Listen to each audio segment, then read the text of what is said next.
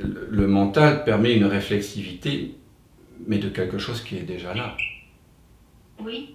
Donc, pour que cela qui est déjà là se révèle, il faut que le mental qui est ignorant et qui nous dit qu'on n'est pas cela, qu'on est une forme humaine, soit dissous, soit vu comme une illusion. Donc ce que nous faisons ici, on pourrait dire, c'est une sorte de purification du mental finalement. Nous ramenons le mental dans sa source, silencieuse. La source se reconnaît, parce qu'elle n'est plus omnibulée par les formes que le mental peut prendre. Et petit à petit, le mental qui émane de cette source exprime d'une façon de plus en plus juste, on pourrait dire sur un plan relatif, ce qu'est la source. Tu vois ? Le mental cesse de dire « je suis un objet séparé, je suis un humain, je suis une forme ». Donc la vie continue, mais sans cette part d'ignorance. Et l'ignorance, c'est de croire que le monde est fait de choses, que la réalité elle est faite de choses. Qu'un arbre est un arbre, une chaise, un humain, un insecte, et que chacun aurait son existence autonome. Non, il y a bien des apparitions d'insectes, de chaises et d'arbres, mais elles sont toutes faites de la même substance, de la même présence, de la même conscience que je suis. Donc je dois réaliser quelque part que je suis ce sans forme, cette conscience illimitée, qui prend toute forme, et me reconnaître en toute forme. C'est-à-dire reconnaître une forme d'intimité. Tu vois ? Donc, on passe de l'idée que le monde existe en lui-même, que les choses, que la réalité est faite de matière, à la perspective non duelle, tout est fait de conscience. Malheureusement, on est dans un monde où domine l'idéologie, la secte physicaliste, secte matérialiste, qui nous dit que la réalité est faite de choses. Ce qui nous vient du latin res, qui veut dire chose, réalité, et qui voulait dire chose en fait. Donc on part de l'idée que les choses sont réelles, alors que l'expérience que chacun d'entre nous venons de faire, c'est que la première connaissance que nous avons, c'est pas que les choses existent, c'est que je suis. Et que toute chose qui apparaît dépend de je suis. Mais les scientifiques partent de quelque chose de compliqué, qui n'est pas prouvé, qui n'est pas éprouvé. Ils partent de l'idée que la réalité, elle vient des perceptions. Or, les perceptions dépendent de la conscience que j'en ai. Donc pourquoi ne pas partir de la conscience ? Pourquoi ne pas partir de je suis, puisque c'est cela que je connais. C'est ma plus intime connaissance.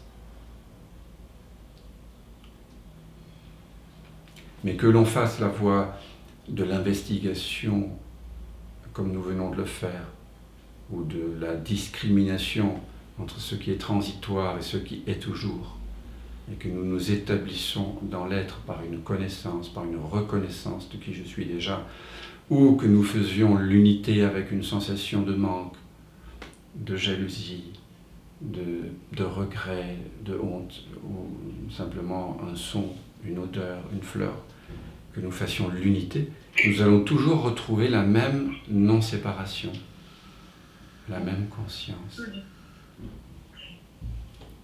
Donc, comme tu le sais, j'invite à ces deux voies. Pas en même temps, mais selon les circonstances, selon les moments. Et c'est bon d'explorer à la fois par la voie de la connaissance et par la voie du senti, par la voie de l'amour. Et je vous conseillerais de faire les deux. Oui, parce que pour mon expérience,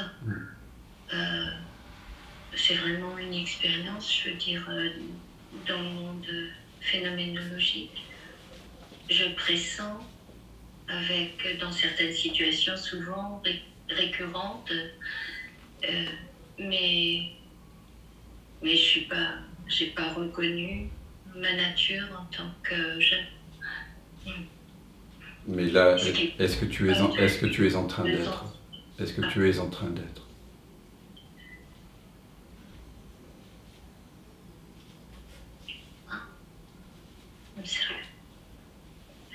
Il ne faut pas compliquer les choses. Est-ce que tu es en train d'être? Là, maintenant. Oui. Oui. Qu'est-ce qui te permet de dire oui? Est-ce que c'est une pensée? Tu t'es appuyé sur une pensée? Est-ce que tu as regardé tes genoux, tes poignets, tu t'es identifié aux poignets, tu t'es dit... Non. Tu as juste dit oui, c'est évident. Ce dont on parle ici, ça a à voir avec cette évidence-là. Ça a à voir avec cette évidence-là. Et tous les êtres sont capables de reconnaître qu'ils sont en train d'être. Ils n'ont pas besoin de s'appeler Bouddha, Ramana Maharshi, Shankaracharya. Même Hitler, si on lui pose la question, il mettrait peut-être un peu plus de temps, il dirait « je suis ». C'est simplement ce « je suis » chez certains êtres vont être mélangés et confondus avec des croyances, des pensées, des impressions de manque différentes. Mais le « je suis » est le même en tous les êtres.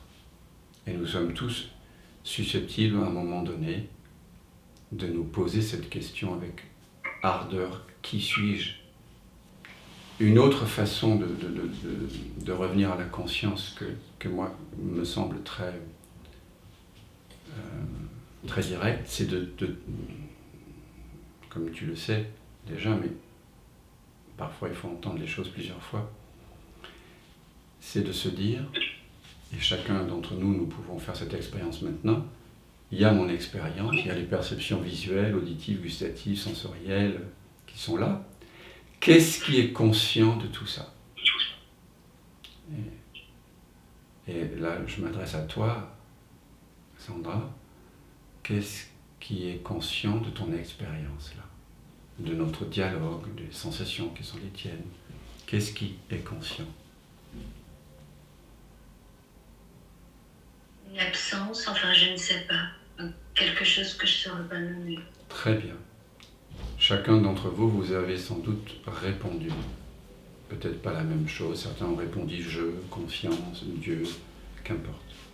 Maintenant, posez-vous une seconde question. D'où vient ce « je ne sais pas » ? Et là, vous ne répondez pas. Vous ne répondez pas parce qu'on ne peut pas répondre à une question sur l'origine de notre être parce que le mental apparaît après. Donc mais vous vous posez néanmoins la question. Et c'est ça le secret. C'est d'être en capacité de demeurer avec cette question. D'où vient la conscience? D'où vient je? D'où vient ce je ne sais pas? Sans y répondre.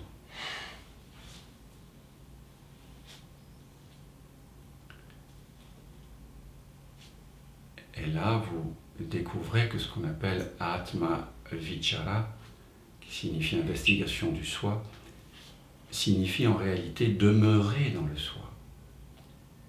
Parce que quand vous posez une question à laquelle vous ne pouvez pas répondre, il y a un stop du mental, un arrêt, et quelque chose vient se révéler à vous, qui n'est pas dissible. Et c'est cela que tu es.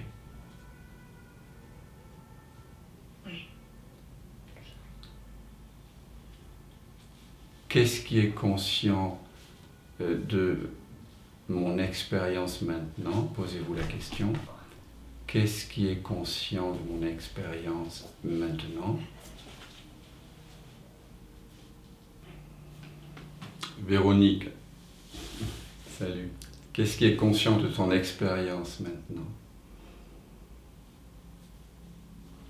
Il faut que tu ouvres le micro. Il faut que tu ouvres ton micro. Ah. Salut. Salut Véronique. Qu'est-ce qui est conscient de... Génial, ça fait toujours le même effet en fait. C'est l'effet bof. Tu es conscient de ton expérience, après il y a Attends, plus rien, attends. il n'y a plus rien et il n'y a plus de souffrance. Et ça n'existait pas déjà, tu vois. Et Ouais, ça me ouais. fait chaque fois la même chose. Ben oui. Évidemment, faut chaque fois que je m'en rappelle. Ben oui. Euh, Alors qu'est-ce qui est pour ça, conscient? je comprends. Qu'est-ce qui est conscient de ton expérience? Mm. Qu'est-ce qui est conscient? Quelle est la réponse qui te vient? Ouais, je vais dire moi, si je dois dire quelque chose. Ben oui. Chacun il dira ce qu'il veut. Par contre, la deuxième question, c'est celle-là qui est essentielle. D'où vient ce moi? Quelle est la source de moi? Et là, on ne répond pas. Quelle est la source de moi? D'où est-ce que moi vient?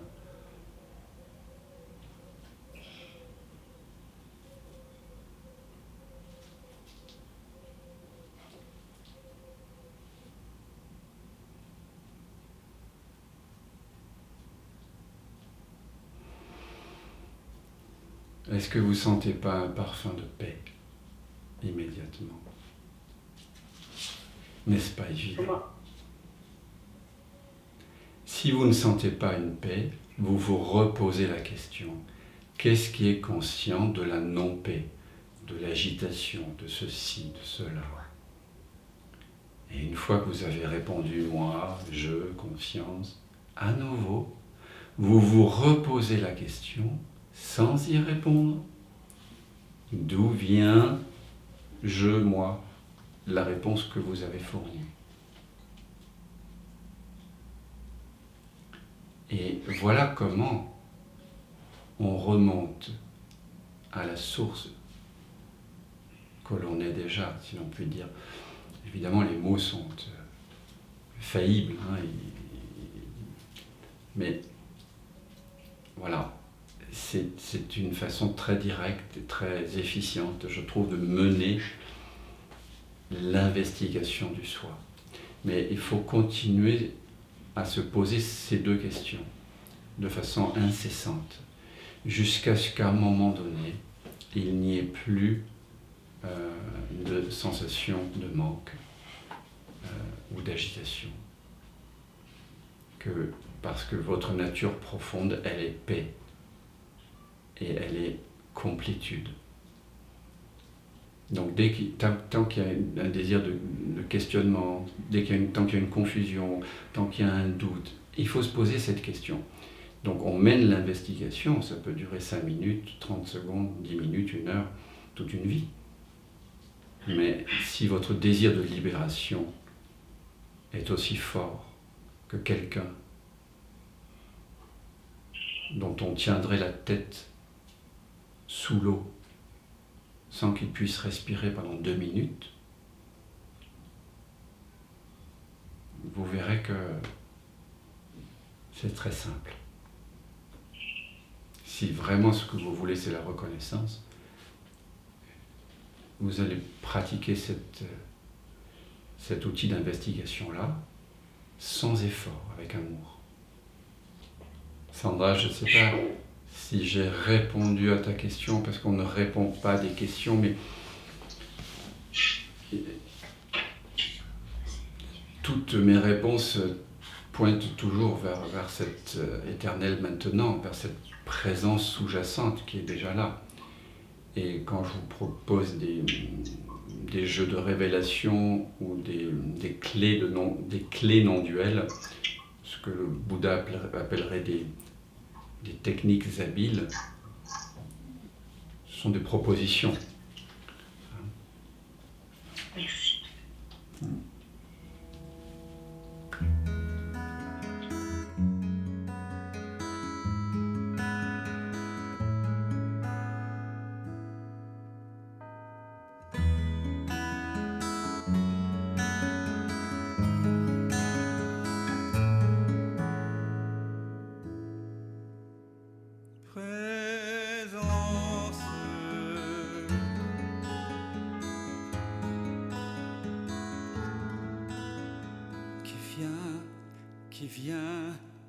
qui vient de l'absence.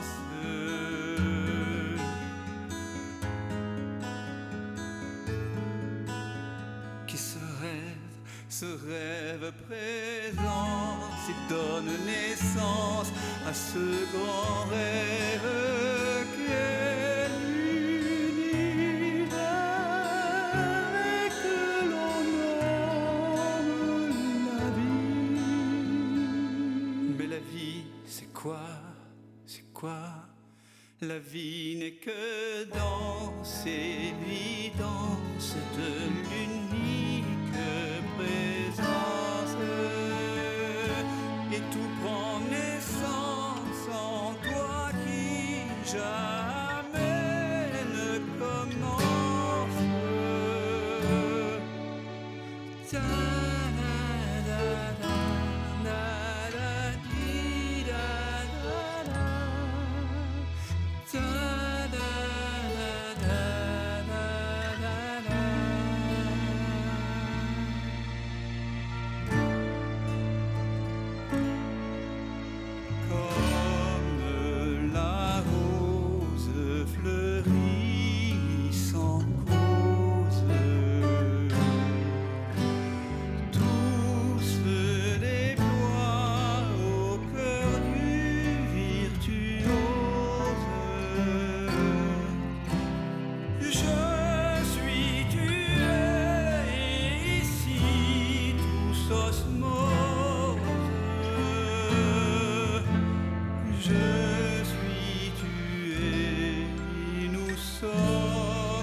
Comme elle fait de la même substance. Présence, c'est vraiment maintenant que ça commence. Je m'émerveille en ce silence. Tout naît, tout meurt dans la présence.